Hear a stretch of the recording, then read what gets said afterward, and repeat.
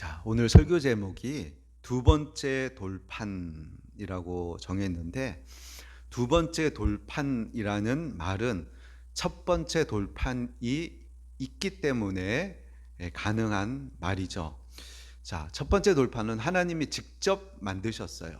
그리고 그곳에 십계명을 기록하셨는데, 이것은 언약서와 같은 것이죠. 내가 너희를 보호하고 지키고 인도하고 내가 너희 하나님이 되겠다. 너희 편에서 해야 될 것은 나의 율법들을 지켜라 하시면서 하나님께서 언약을 십계명을 두 돌판에 기록해서 카피본처럼 두 개를 모세에게 주셨어요. 근데 모세가 집어 던져서 깨트려 버리죠. 왜 깨트려 버렸냐면은 이스라엘 백성이 언약을 깨트렸기 때문에. 금송아지를 만들어 놓고 이것이 우리를 애굽에서 건져낸 여호와 하나님이다 하면서 축제를 벌이고 우상 숭배를 하니까 너희가 하나님의 언약을 깨트려 버렸다 하면서 돌판을 깨트려서 박살내 버립니다. 자, 그리고 나서 오늘 모세가 다시금 돌판을 만들어서 그것을 가지고 하나님께로 올라가는 일로 이를 지금 우리 같이 읽었습니다. 자, 그때 이제 하나님께서 자신을 계시하시죠. 그래서 돌판을 가지고 하나님께 딱 올라가니까 하나님께서 구름 가운데에 내려오셔서 그 앞에서 이제 자기의 이름을 선포하셔요. 그래서 오늘 보면 자, 6절에 여호와께서 그의 앞으로 지나시며 선포하시되 여호와라 여호와라 여호와라 여호와라. 이건 강조거든요. 그래서 히브리어에서는 두 번 반복하는 것은 강조예요. 강조. 그래서 지금 말씀하시는 게 뭐냐면 지금 내가 너희들하고 언약을 맺는데 내가 누군지 자신을 다시 한번 얘기해 주세요. 그래서 첫 번째는 하나님의 존재에 대해서 얘기를 하셔요. 자, 하나님께서 자신을 여호와라 이렇게 얘기하시는데 이 여호와라는 것은 스스로 있는 자. 그래서 출애굽기 3장 14절에 처음에 모세가 하나님께로부터 떨기나무 아래서 이스라엘 백성을 데리고 나와라라는 명령을 받았을 때 내가 그들에게 가면은 그들이 물을 건데 내가 누구의 명령을 받고 왔다라고 얘기합니까? 하나님 이름이 무엇입니까? 라고 물었을 때 하나님이 처음으로 자신을 계시하면서 알려주신 이름이 바로 여호와라는 이름이거든요. 그래서 이 이름은 이제 3장 14절에 이렇게 얘기하죠. 하나님이 모세에게 이르시되 나는 스스로 있는 자이니라. 또 이르시되 너는 이스라엘 자손에 이같이 이르기를 스스로 있는 자가 나를 너희에게 보내셨다 하라. 그래서 스스로 있는 자. 그러니까 우리가 무엇인가를 설명하려면은 그와 비슷한 게 있으면은 뭐 이거와 비슷하다 또는 뭐 이것을 닮았다 어떻게 비교해 가면서 얘기를 하는데 뭐 영원 전부터 계시고 그리고 온 우주를 창조하시고 뭐 하나님이 만든 것 가지고 하나님을 어떻게 설명을 할 수가 없으니까 하나님이 자신을 소개할 때 I am who I am, 나는 나다 이렇게 얘기하시거든요. 그리고 영어 성경에는 I am who I am, 나는 나다.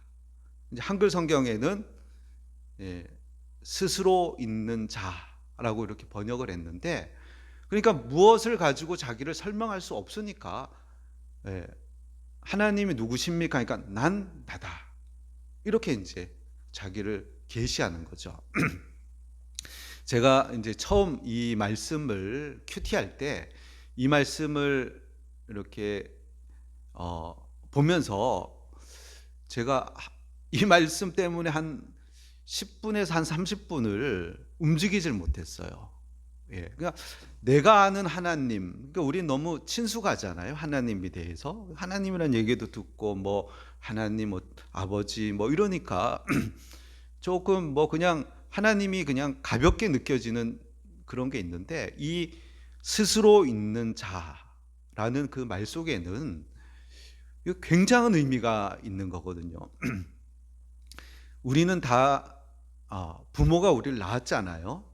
예, 그래서 스스로 있는 사람이 없어요. 다 보면은 예, 부모가 있고 또 부모가 있고, 모든 사람들은 다 보면은 그것을 낳은 사람이 있고, 그리고 모든 만물을 보면은 그냥 스스로 있는 게 없거든요. 어디로부터 비롯되든지 어디서부터 나왔다든지 뭐 어디서부터 변형됐다든지 이 어떤 출처가 있는데 하나님은 그런 게 없다는 거죠. 예. 그리고 모든 운동은 보면은 최초의 부동의 원동자가 있어서 이것이 다른 것에다 힘을 가해서 이것이 움직이게끔 되어 있는 거죠. 이게 다 물리학이죠. 그래서 이제 아리스토텔레스 같은 경우는 최초의 원인자, 자신은 움직이지 않으면서 다른 것을 움직이게 하는 최초의 원인자, 예, 그것이 신이다. 이렇게 이제 그 사람은 이렇게 또 가정을 하고 얘기를 또 하던데 하여간 하나님은 그러니까 어디서부터 시작되는 것도 없고 비롯되는 것도 없고, 예, 무엇 때문에 원인이 있으니까 반드시 결과는 원인이 있기 때문에 뭔가가 빚어지는데, 그러니까 그런 것들을 다 뛰어넘어서 그러니까 시간과 공간, 뭐 물리, 뭐 어떤 것과 상관없이 그냥 스스로 계신 자, 그러면서 모든 것을 있게 하고 움직이게 하고 운영해 나가시는 영원 자존자, 그것을 이제 하나님께서 모세를 통해서 출애굽기 3장 14절에 계시하시고 다시 한번 여기서 계시하시는 거예요. 그래서 나는 여호와라, 여호와라, 난 스스로 있는 자, 이렇게 자신을 소개하는 거죠. 그러면서 하나님의 존재에 대해서 얘기하면서 또 한편으로 내가 어떤 하나님이냐, 하나님의 성품에 대해서 얘기를 하셔요. 그래서 6절에 보면은 여호와께서 그의 앞으로 지나시며 선포하시되 여호와라, 여호와라, 자비롭고 은혜롭고 노하기를 더디하고 인자와 진실이 많은 하나님이라. 예, 그래서 하나님은 이게 뭐예요? 자비, 은혜, 노하기를 더디함, 인자는 헤세드라 그랬죠. 그래서 끝까지 책임지는 사랑, 버리지 않는 사랑, 그리고 진실이 많은 하나님. 이 성품은 뭐냐면 은혜의 하나님이라는 거예요. 그래서 죄값대로 그대로 처벌하는 것이 아니라, 그래서 7절에 인자를 천대까지 베풀며, 우리의 자손의 천대까지 인애를 베풀며. 근데 또 한편으로 하나님 어떤 하나님이냐? 악과 과실과 죄를 용서하지 아니하리라. 그러나 벌을 면제하지는 아니하고 아버지 악행을 자손 3, 4대까지 보응하리라. 보응이 뭡니까? 보응, 상응하는 대가. 상응하는 대가만큼, 그것이 보응이라는 것이 잘한 일에 대해서는 잘한 만큼의 상, 나쁜 일을 하고 악을 행했을 때는 그에 상응하는 벌을 내리는 하나님. 보응, 악에 대해서 보응하는 하나님이다. 그러니까는 하나님은 은혜로운 하나님, 자비로운 하나님, 그리고 공의의 하나님. 죄에 대해서는 그에 상응하는 죄값을 치르게 하는 하나님이다 라고 자신을 그렇게 계시하는 거죠. 자, 새롭게 이제 두 번째 언약을, 이스라엘 백성이 언약을 깨트려 버리니까, 금송아지를 만들어서 깨트려 버리니까 하나님이 다시금 두 번째 돌판에다가 언약을 새기시면서 처음 하시는 게 뭐냐면 내가 누군지를 먼저 보여주는 거예요. 나는 영원 자존자. 존재를 얘기하시고 또 이어서 나는 어떤 분이냐. 성격을 얘기하시는 거예요. 하나님이 자신의 성품. 나는 천대까지 인자를 베푸는 자비의 하나님이다. 그러나 나는 또 공의의 하나님이다. 죄값을 그냥 용서하지 않는다. 반드시 그에 대응하는 보응을 하는 하나님이다. 이렇게 자신을 소개하는 거죠. 자, 그런데 참 이것이 참 어려운 숙제예요. 예, 자비와 공의. 예. 그 어떤 사람은 정의감에 막 불타는 사람이 막 많죠. 정의, 옳고 그름 따지기를 막 좋아하는 사람이 있는데, 근데 자비는 없어요. 예.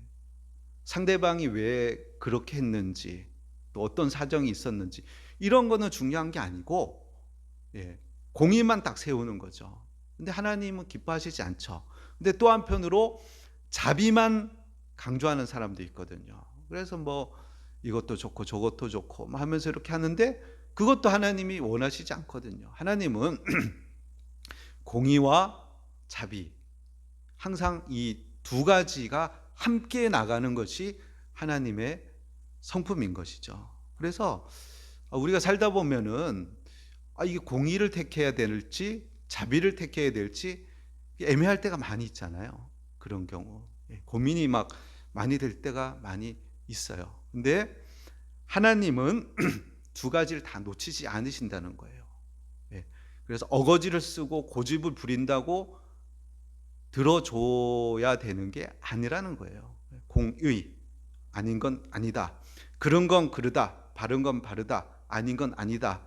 그러면서도 왜 그렇게 했을까?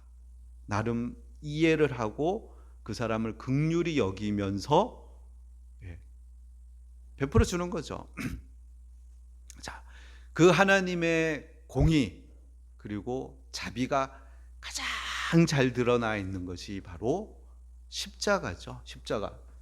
우리는 합동측 교회이기 때문에 십자가를 안 달지만은 저기 그림에 제가 이렇게 넣어놨는데 십자가는 하나님의 공의. 죄에 대해서는 그냥 용서해 주는 게 아니에요.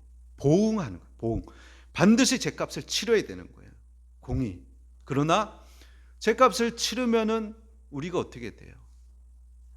우리는 뭐 영원한 형벌 가운데 마귀와 함께 불못에 던져져야 되는 거예요. 이게 또 하나님은 불쌍한 거예요.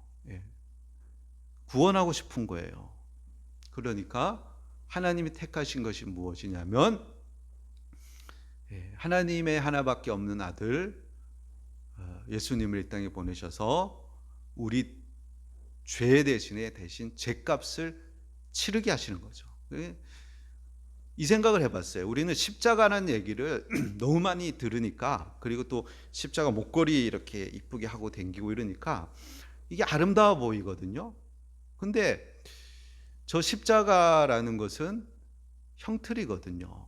사형틀이에요. 그래서 이렇게 한번 생각해 보면 좀 실감이 나더라고요. 미국에서는 뭐 주에 따라서 사형을 집행하는 데가 있어요, 지금도. 근데 요즘엔 대부분 뭐 약물로 이렇게 사형을 집행한다는데 자기가 원하면 전기의자에다가도 집행을 한대요. 전기의자에 사람을 앉혀놓고 묶어놓고 머리에다가 씌워놓고 전기가 흐르게 해서 이 사람을 죽이는 거죠. 여러분이 그 전기의자에 한번 앉아 보시라면 어떻겠어요? 거기는 저주의 자리죠. 죽음의 자리고 앉기 싫은 자리겠죠. 저보고 앉으라면 싫겠어요. 그 모자 써보라면 싫겠어요. 안 앉겠어요. 그건 죽음의 자리니까. 바로 십자가 형틀이 바로 사람을 못을 박아가지고 매달아서 죽이는 자리거든요. 그리고 율법에 의하면 나무에 달린 자마다 저주받은 자니라. 그래서 유대인이 예수님을 십자가에 못 박아 죽인 이유가 뭐냐면 본인이 하나님의 아들이라고 주장하는데 나무에다 매달아 죽임을 통해서 어떻게 하나님의 아들이 저주받는 자리인 나무에 매달려 죽을 수 있느냐? 저는 하나님의 아들이 아니다. 이 논리를 대기 위해서 십자가 나무에 매달으소서 이렇게 외쳤던 거죠. 그러나 예수님은 저주받아 죽으신 거예요, 십자가에서. 근데 그 자리가 원래 내 자리인 거거든요. 내가 거기서 저주받아 형벌받아 고통당해 죽어야 되는데, 내 값을 치러야 되는데, 나의 죄값을 치러야 되는데 예수님이 대신 올라가서 내 대신 죽으시고 그리고 나를 구원하셨다는 거죠. 그래서 로마서 3장 24절에 우리 주보에 있는데 한번 읽어봅시다. 주보 뒤에 보면 그리스도 예수 안에 있는 속량으로 말미암아 하나님의 은혜로 값없이 의롭다 하심을 얻은 자 되었느니라. 에베소서 1장 7절 말씀에도 우리는 그리스도 안에서 그의 은혜의 풍성함을 따라 그의 피로 말미암아 속량 곧 제사함을 받았느니라. 아멘. 속량이라는 말이 값을 주고 구해낸다는 거예요. 속량.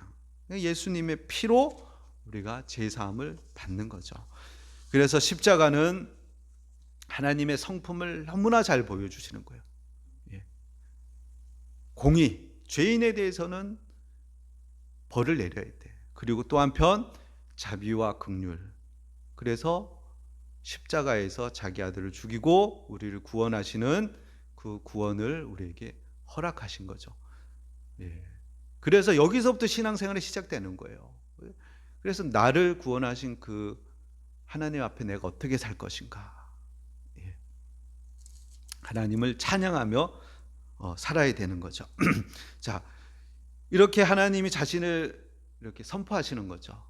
나는 스스로 있는 자, 나는 은혜롭고 나는 공의로운 하나님이다 선포하고 나니까 모세가 다시 한번 중보하죠. 하나님, 우리는 목이 뻣뻣한 백성이니이다. 우리의 악과 죄를 사하시옵소서. 목이 뻣뻣하다는 게 뭐냐면 목이 뭐예요? 히브리어로 뭐예요? 짜바르잖아요. 짜바르. 근데 여기서는 오레프라 그러는데 오레프는 뒷목을 얘기하는 거거든요. 카세 오레프, 히브리어로 카세 오레프. 목이 뻣뻣한 백성이라는 게 뭐냐면 소나 낙이나 이렇게 멍에를 지우고 뭐 땅을 갈거나 길을 가면은 이렇게 방향을 조절하잖아요. 이리 가라고 땡기고 이러면은 부드럽게 가야 되는데 목을 빳빳하게 세우고 고집을 부리는 거예요. 막 소가 힘을 줘서. 이 표현이거든요. 그러니까는 말을 안 듣는 거예요. 고집 세고 불순종하고 지 고집대로 막 이렇게 뻗팅기고 있는 그 모습을 이렇게 표현하는 거죠. 우리는 목이 뻣뻣한 백성이니이다. 우리의 악과 죄를 사하시고 우리를 주의 기업으로 삼으소서 하면서 모세가 다시 한번 이렇게 하나님께 말씀드리죠. 자, 하나님께서는 다시금 언약을 세우십니다. 자, 우리 어떻게 읽어봅시다. 우리 10절에서부터 28절까지. 자, 그 언약 내용이 이런 거예요. 언약이 20장에서부터 23장까지 사회법, 도덕법, 형벌법까지 거기 율법을 계속 얘기하셨어요. 근데 그 율법을 지금 함축적으로 얘기하시면서 이 율법이 지금 왜 다시금 이 언약을 다시금 세우게 된 이유가 뭐예요? 이스라엘 백성이 금송아지를 만들었기 때문이잖아요. 그러니까 금송아지, 이 우상, 이것에 초점을 맞춰가지고 다시금 관계 회복을 위해서 지금 율법을 정리 또는 거기에 초점을 맞춰서 율법을 지금 주시는 거거든요. 우리 한번 10절에서 28절까지의 내용을 다시 한번 읽어봅시다. 여호와께서 이르시되 보라 내가 언약을 세우나니 곧 내가 아직 온 땅 아무 국민에게도 행하지 아니한 이적을 너희 전체 백성 앞에 행할 것이라. 내가 머무는 나라 백성이 다 여호와의 행하심을 보리니 내가 너를 위하여 행할 일이 두려운 것임이니라. 너는 내가 오늘 내게 명령하는 것을 삼가 지키라. 보라, 내가 내 앞에서 아모리 사람과 가나안 사람과 헷 사람과 브리스 사람과 히위 사람과 여부스 사람을 쫓아내리니 너는 스스로 삼가 내가 들어가는 땅의 주민과 언약을 세우지 말라. 그것이 너희에게 올무가 될까 하노라. 너희는 도리어 그들의 제단들을 헐고 그들의 주상을 깨뜨리고 그들의 아세레상을 찍을지어다. 너는 다른 신에게 절하지 말라. 여호와는 질투라 이름하는 질투의 하나님이니라. 너는 삼가 그 땅의 주민과 언약을 세우지 말지니 이는 그들이 모든 신을 음란하게 섬기며 그들의 신들에게 제물을 드리고 너를 청하면 내가 그 제물을 먹을까 함이며 또 내가 그들의 딸들을 내 아들들의 아내로 삼음으로 그들의 딸들이 그들의 신들을 음란하게 섬기며 내 아들들에게 그들의 신들을 음란하게 섬기게 할까 함이니라. 너는 신상들을 부어 만들지 말지니라. 너는 무교절을 지키되 내가 내게 명령한 대로 아비벌 그 절기에 이레 동안 무교병을 먹으라. 이는 내가 아비벌에 애굽에서 나왔음이니라.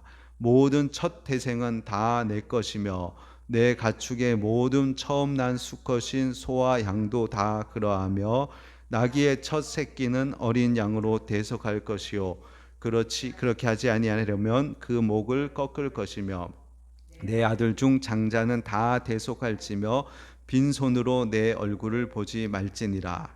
너는 엿새 동안 일하고 일곱째 날에는 쉴지니 밭갈 때나 거둘 때에도 쉴지며 칠칠절 곧 맥추의 초실절을 지키고 새말에는 수장절을 지키라.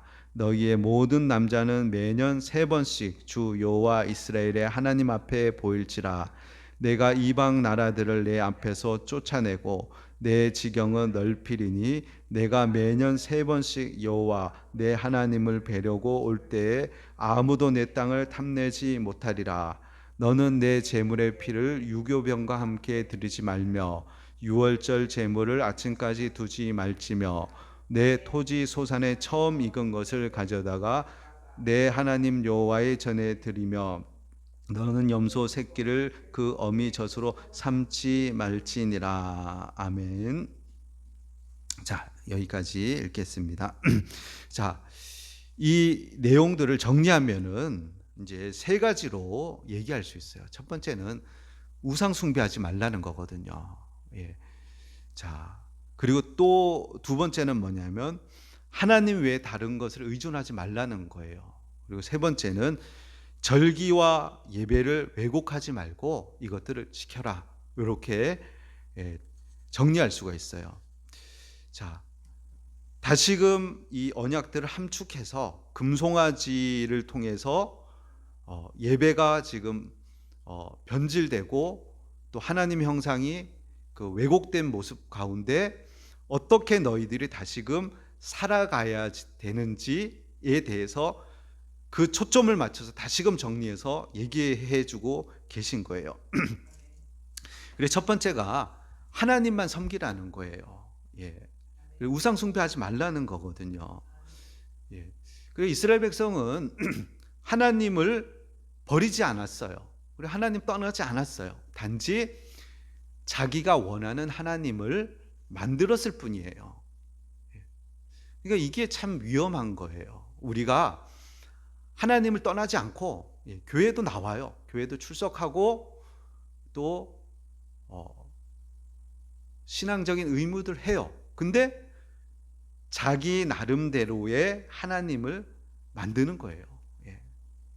그래서 한국 교회들의 지금의 모습을 보면은 이데올로기 가지고 하나님을 만들어요. 자기가. 성경은 그렇게 얘기 안 하는데 그냥 모든 것을 다 이게 뛰어넘고 아우르는 건데 자기의 시각을 가지고 이쪽에서 보고 성경이 이래 얘기한다. 또 이쪽에서 이렇게 보고 성경은 이렇게 얘기한다. 이렇게 하면서 자기의 욕망을 따라 자신의 시각에 따라서 우상들을 자꾸 만드는 거예요. 또 하나님은 이래야 된다. 절해야 된다. 자기 욕망과 욕심을 가지고 하나님을 만들어내요. 예. 그러나 성경이 말씀하시는 하나님, 그 하나님을 그대로 받아들이고 하나님 말씀하시는 대로의 하나님을 우리가 섬겨야 되는 것이죠. 예. 그리고 두 번째는 다른 것에 의존하는 것. 그래서 섞이지 말라는 거예요. 계속해서 얘기하는 게 너희들이 가나안 땅에 가면은 거기에 있는 그 7 족속이 있는데 그들과 섞여서 결혼하고 막 섞여 사는데 섞이지 말라. 이렇게 얘기하는 거죠. 로마서 12장 2절 말씀에 주보에 있습니다. 한번 읽어볼까요? 너희는 이 세대를 본받지 말고 오직 마음을 새롭게 함으로 변화를 받아 하나님의 선하시고 기뻐하시고 온전하신 뜻이 무엇인지 분별하도록 하라. 예. 너희는 이 세대를 본받지 말라. 예. 자, 그리고 이 세대가 어떠냐? 요한 1서 2장 15절에서 16절. 이 세상이나 세상에 있는 것들을 사랑하지 말라.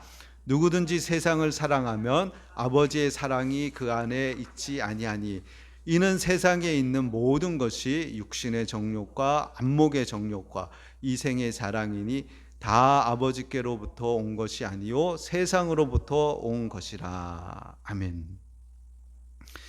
자, 세상의 가치관. 예. 그래서 세상 사람들이 사랑하는 게 있죠. 예. 예. 돈을 사랑하고 육신의 정욕, 몸의 욕망, 또 쾌락, 그다음 안목의 정욕. 전도서는 보아도 채워지지 않는다 그러잖아요. 근데 눈에 보기 좋은 대로, 보기에 갖고 싶은 대로 그 눈의 것들을 쫓아서 살아가요. 그다음에 이생의 자랑, 소유, 성공, 야망, 그것을 쫓아서 이렇게 계속 살아가는 거죠. 근데 하나님은 그러시죠. 이렇게 살지 말아라, 너희는. 예. 이 땅을, 근데 뭐 그렇다고 우리가 이 땅에서 안 살 수는 없잖아요. 이 땅에 살기는 살아도 이 세대를 본받지 말고 마음을 새롭게 함으로 변화를 받아 하나님이 기뻐하시고 또 하나님 원하시고 온전하신 뜻이 무엇인지 분별해서 하나님 뜻대로 살아라. 예. 이 땅에 속했으나 속하지 않은 자처럼, 마치 나그네처럼 이 땅에 살지만 나그네처럼 살다가 영원한 하나님의 집에 갈 사람처럼 그렇게 마음을 이 땅에 두지 말고 그렇게 살아라 라고 말씀하시는 거예요. 그리고 세 번째는 뭐냐면 계속해서 지금 세 가지 절기 얘기하고 안식일 얘기하면서 반복해서 얘기하는 것은 뭐냐면 기억하라는 거예요. 기억하라. 시편 103편 1절에서 2절 말씀 우리 한번 읽어볼까요? 내 영혼아 여호와를 송축하라. 내 속에 있는 것들아 다 그의 거룩한 이름을 송축하라. 내 영혼아 여호와를 송축하며 그의 모든 은택을 잊지 말지어다. 수요 예배 때 제가 말씀을 드렸는데 그의 모든 은택을 잊지 말지어다. 우리가 잊어먹거든요. 자꾸 잊어먹기 때문에 우리가 감사가 사라져요. 감사가 사라지니까 송축, 찬양하고 하나님을 축복하는 것들이 사라져 버리는 거예요. 그래 불평이 나오는 거예요. 하나님이 어떤 은혜를 내게 베푸셨는지 알면은 찬양이 나오거든요. 감사가 나오고. 근데 잊어버리니까 그냥 불평만 자꾸 나오는 거예요. 옛날에 내가 어땠는지를 기억 못하니까, 내가 어떠한 상태가 가운데 있다가 구원받았는지 잊으니까. 그러니까 하나님은 기억하라는 거예요. 그래서 기억하라만 얘기해서 안 되는 거예요, 사람이. 그래서 하나님 시스템을 만드는 거예요. 그 시스템이 뭐냐면 지금 절기들을 만들잖아요. 그래서 이스라엘에 이렇게 있으면은 절기가 참 많아요. 그리고 6월절 하면은 2주에서 3주를 방학을 해요. 그리고 예, 뭐 또 장막절, 가을의 절기 장막절. 제가 그 교회 홈페이지에다가 글을 하나 올려놨거든요. 이 절기에 관해서 지금 유대인들이 어떻게 지금 절기 지키고 있는지에 대해서 있는데 한번 집에 가서 한번 읽어보시고 거기에 보면은 유대인들은 절기 지키기 위해서 사는 사람 같아요. 그래서 거기 있으면 비자 관리할 때 이들이 명절 어떻게 지키는지 잘 따져야 돼요. 왜냐하면 관공서들이 많이 쉬어요. 그냥 일주일씩 쉬고 막 2주씩 쉬고 막 어떤 때는 막 드문드문 막 빠지고 마치 절기 지키기 위해서 사는 사람처럼 뭐 유월절, 초막절, 불임절, 뭐 대속제일, 한우카 뭐 등등등등. 근데 대충 안 지켜요. 예. 그 의미와 그런 것들을 생각하면서 예, 예, 그렇게 지켜요. 근데 이런 절기도 중요하지만 그들에게 있어서는 안식일이 굉장히 중요하죠. 예. 그래서 전에 이제 설교 보면은 안식일이냐 주일이냐라는 제목으로 토요일 날 지켜야 되냐 일요일 날 지켜야 되냐 그것은 그때 이제 설명을 다 했기 때문에 궁금하시면 그거 한번 보시고 이제 우리는 주일을 지키는데 주일이 굉장히 중요한 거예요. 왜 중요하냐면 잊어먹거든요, 사람들이. 그러니까는 하나님 시스템으로 만들어 놓은 거예요. 그래서 처음 율법을 딱 제정하시고는 안식일에 나무하러 간 사람 붙잡혀 오니까 그럼 모세가 하나님께 여쭤보잖아요. 이거 어떻게 해야 됩니까? 돌로 쳐 죽여라. 굉장히 엄격한 법이죠. 안식일 지키라는 게. 왜 그토록 중요하게 생각하시냐 하나님이. 잊어먹거든요, 사람이. 자꾸 잊어먹어요. 네. 내가 왜 살아가는지, 누가 천지를 만드셨는지, 누가 나를 구원했는지, 내가 앞으로 어떻게 될 존재인지 이걸 잊어먹으니까 그냥 세상에 섞여가지고 세상 사람들이 싸우는 진흙탕 싸움에서 같이 진흙탕 싸움하면서 하나님의 자녀의 품위를 잊어버리고 그냥 막 섞여 살아가는 거죠. 그래서 하나님께서는 하나님을 예배하게끔 그래서 스톱하는 거죠. 브레이크. 샤바트가 뭐냐면 깨트리다는 거거든요. 일상을 깨는 거예요. 안식일은 히브리어로 사밧인데 사밧은 깨트리는 거예요. 매일매일 학교 가던 것을 깨고 학교를 안 가는 거예요. 매일매일 직장 가던 것을 직장 안 가고 깨고 사업하던 것을 깨고. 근데 세상 사람들 보세요. 어떻게 살아가요? 오늘도 돈 벌러 가잖아요. 사업하러 가잖아요. 돈 되는 일이라면 막 계속 가는 계속 가. 근데 우리한테는 하나님께서 브레이크, 사밧, 깨트려라. 멈추고 기억하라. 내가 왜 사는지, 내가 어디로 갈 존재인지. 자, 너무너무 중요한 거죠. 그리고 기억하기 위해서는 매일매일 성경을 읽어야 돼요. 사람은 눈에 보이고 귀에 들려야 기억을 하고 생각을 하지 보이지 않고 들리지 않으면 기억을 안 해요. 그냥 지나가 버리거든요. 자, 하나님께서 이렇게 율법을 이렇게 정리해서 이렇게 주십니다. 자, 그리고 모세가 이 율법을 가지고 산에서 이제 내려오죠. 근데 자, 우리 한번 또 읽어봅시다. 29절에서부터 35절까지. 모세가 그 증거의 두 판을 모세의 손에 들고 시내산에서 내려오니 그 산에서 내려올 때 모세는 자기가 여호와와 말하였으므로 말미암아 얼굴 피부에 광채가 나나 깨닫지 못하였더라. 아론과 온 이스라엘 자손이 모세를 볼 때 모세의 얼굴 피부에 광채가 남을 보고 그에게 가까이 하기를 두려워하였더니 모세가 그들을 부르매 아론과 회중의 모든 어른이 모세에게 오고 모세가 그들과 말하니 그 후에야 온 이스라엘 자손이 가까이 오는지라. 모세가 여호와께서 시내산에서 자기에게 이르신 말씀을 다 그들에게 명령하고 모세가 그들에게 말하기를 마치고 수건으로 자기 얼굴을 가렸더라. 그러나 모세가 여호와 앞에 들어가서 함께 말할 때에는 나오기까지 수건을 벗고 있다가 여호와께서는 그 명령하신 일을 이스라엘 자손에게 전하며 이스라엘 자손이 모세의 얼굴에 광채를 보므로 모세가 여호와께 말하러 들어가기까지 다시 수건으로 자기 얼굴을 가렸더라. 아멘. 자, 모세가 28절에 보면 모세가 여호와와 함께 40일 40야를 거기 있으면서 떡도 먹지 아니하고 물도 마시지 아니하며 여호와께서는 언약의 말씀 곧 십계명을 그 판들에 기록하셨더라. 자, 모세가 며칠 있었다고요? 40일. 여기서 물도 안 마셨대요. 40일. 자, 40일 동안 물 안 마시고 살 수 있나요? 못 살죠. 5일, 길어야 7일 견디고 그 후엔 죽어요. 그러니까 이것은 특별한 하나님의 초자연적인 일이죠. 하나님 붙잡고 있는 거죠, 그를.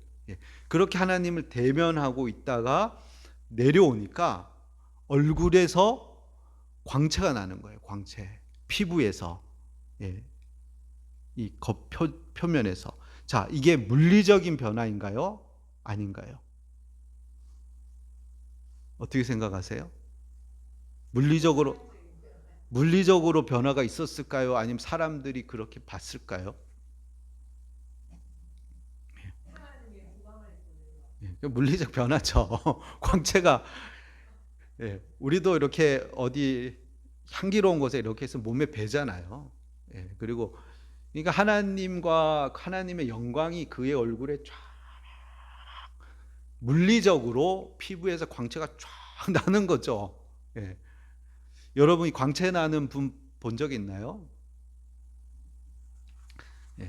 때로 이제 뭐 이 정도는 아니지만 성령 충만한 분 보면은 얼굴에서 빛이 막 나잖아요. 근데 이것은 그런 차원이 아니라 사람들이 두려워 떠는 거예요. 그 얼굴의 광채를 보고. 하나님께서 그렇게 해주신 거죠. 그리고 또 그게 어떻게 보면 자연스러운 현상이죠. 어떻게 보면은. 자, 하나님의 영광 앞에서 얼굴을 쫙 하나님을 대면하고 있으면 그것이 내 얼굴에 배는 거예요. 자, 그런데 사람들은 그 얼굴을 보고 도망가죠. 죄인의 특징은 뭐냐면 하나님을 피하는 거예요. 아담과 하와가 선악을 알게 하는 나무 열매 먹고 제일 먼저 한 게 뭐냐면 하나님의 낯을 피해 숨어버리거든요. 그래서 우리가 죄 짓지 말아야 되는 이유가 뭐냐면 죄를 지면 하나님을 피하게 돼요. 하나님이 불편해져. 그리고 두려워져요. 그러면 하나님과의 관계가 끊어져 버리는 거예요. 그러니까 담대히 나가서 하나님께 구하지 못하는 상태가 되는 거죠. 자, 이 얼굴이 변화되는 거예요. 하나님 만나면 변화돼요. 근데 하나님을 만났는데 변하지 않는다. 그럼 뭐예요? 하나님 안 만난 거죠. 하나님 안 만난 거예요. 변화를 통해서 만남이 증명되는 거예요. 설교의 목적이 뭐예요? 설교의 목적은 변화예요.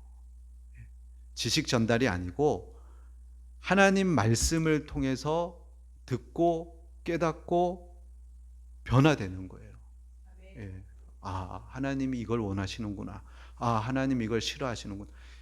성령께서 말씀을 듣는 중에 말씀을 통해서 우리 속에서 일하시는 거죠.